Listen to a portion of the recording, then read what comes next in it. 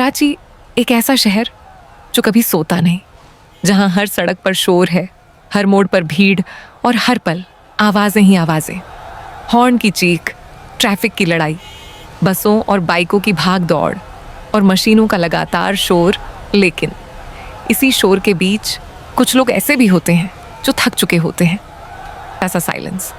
आकाश जो भीड़ में भी शांत रहता है, समीर जो जिम्मेदारियों के बोझ तले दब चुका है, सारा जिसका दिमाग हर पल काम करता रहता है, और साहिल जो खामोशी में सुकून ढूंढता है।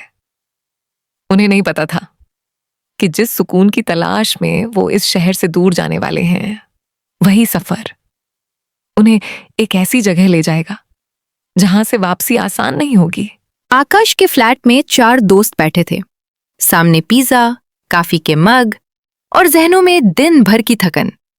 कमरे के बाहर शहर चीख रहा था और अंदर सब खामोश थे। सारा ने खामोशी तोड़ी। हम सब एक ही शहर में हैं, मगर लगता है खुद से बहुत दूर हो गए हैं। थक चुके हैं, सिर्फ शारीरिक रूप से ही नहीं, हमारा दिमाग भी थक चुका है। समीर, धीरे से, अब शायद शहर के बाहर ही शांति मिलेगी। आकाश मुस्कुराता है और अपनी कॉफी की एक घूंट लेता है। आकाश रसोई से कॉफी हाथ में लिए आता है। वह मेज पर बैठता है और अपना लैपटॉप खोलता है। आकाश, तो फिर तुम कुछ दिनों के लिए गायब क्यों नहीं हो जाती? सारा चौंक कर ऊपर देखती है। सारा, गायब? आकाश स्क्रीन घुमाता है। स्क्रीन पर तस्वीरें दिखाई देती है। एक खेत, एक पहाड़ी रास्ता, एक पुराना महल। आकाश, यह एक गांव है, शहर से दूर। कोई इंटरनेट नहीं, कोई शोर नहीं। मैं खुद गाड़ी चला कर आऊंगा। साहिल, हंसते हुए, और अगर वहां भी नींद न आई तो? आकाश, तो कम से कम हारन तो नहीं होंगे। सारा तस्वीर को गौर से देखती है। सारा, ये हवेली कुछ अदास सी लग रही है। आकाश लैपटॉप बंद करता है। आकाश, बस फैसला करो, या तो हम यहीं रुकें या फिर कुछ दिनों के लिए खुद को खोजने निकले। एक पल की खामोशी। सारा हल्की सी मुस्कुराती है। सारा, चलो चलो चलते हैं। साहिल, ठीक है, लेकिन गाड़ी तुम चलाओगी? आकाश मुस्कुराते हुए, ठीक है। समीर बंद लैपटॉप पर आखिरी सही का निशान लगाता है। समीर, मन ही मन, कुछ जगह इंसान को खुद को खोजने नहीं देती। सुबह सवेरे आकाश ड्राइविंग सेट पर। शहर पीछे रह जाता है, सड़कें सुनसान, दरख्त घने। सारा, कराची की आवाजें जैसे जहन से निकलती जा रही हैं। साहिल, अगर वापस जाके मुझे सुकून पसंद ना आया तो मैं सिटी छोड़ दूंगा। समीर खामोशी से बाहर देख रहा है। अचानक गाड़ी के शीशे पर किसी परिंदे का साया तेजी से गुजरता है।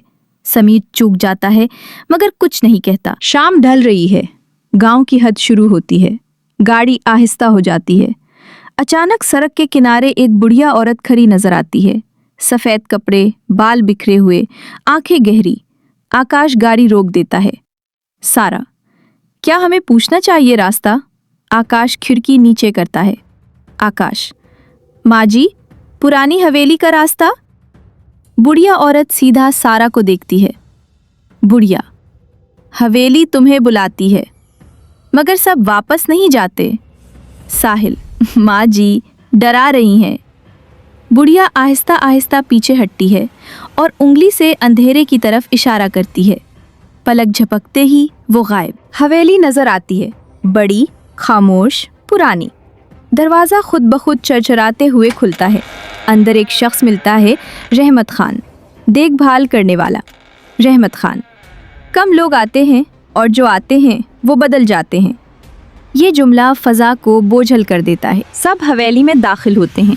सारा को हवेली कदरे अजीब लगती है। सारा, ये जगह कुछ अजीब लगती है। साहिल, अजीब नहीं बल्कि बहुत अजीब है। अमीर, मुझे ये जगह बहुत दिलचस्प लग रही है, ये बहुत मज़ा आने वाला है। सारा, मुझे ये जगह पसंद नहीं है, क्यों ना हम करीबी होटल में ठहरें। समीर, चुप रहो। कुछ अरसे से इस शोर मचाती दुनिया से सुकून पाना बहुत मुश्किल हो रहा है। आकाश, मुझे बहुत नींद आ रही है, चलो सो जाओ। सुबह के वक्त यहाँ बहुत कुछ दरियाफ्त करना है। पहली रात। सब सो जाते हैं, कमरे अलग अलग। रात के सन्नाटे में ठक ठक ठक साहिल जाग जाता है। कॉरिडोर में सारा दीवार पर लगी पुरानी तस्वीरों को देखती है। एक तस्वीर में 4 नौजवान खड़े हैं, बिल्कुल उन्हीं चारों जैसे। सारा, ये तो हम जैसे लग रहे हैं। इसी लम्हे बिजली चली जाती है। अंधेरे में एक सरगोशी। डरने की जरूरत नहीं, ये हवेली तुम्हें जानती है। समीर की टॉर्च ऑन होती है। तस्वीर बदल चुकी है। अब उसमें चारों की आंखों से खून के आंसू बह रहे हैं। दरवाजा जोर से बंद। खामोशी। हमने समझा था ये सिर्फ एक पुरानी हवेली है, मगर हमें क्या खबर थी कि ये हमें पहले ही पहचान चुकी है।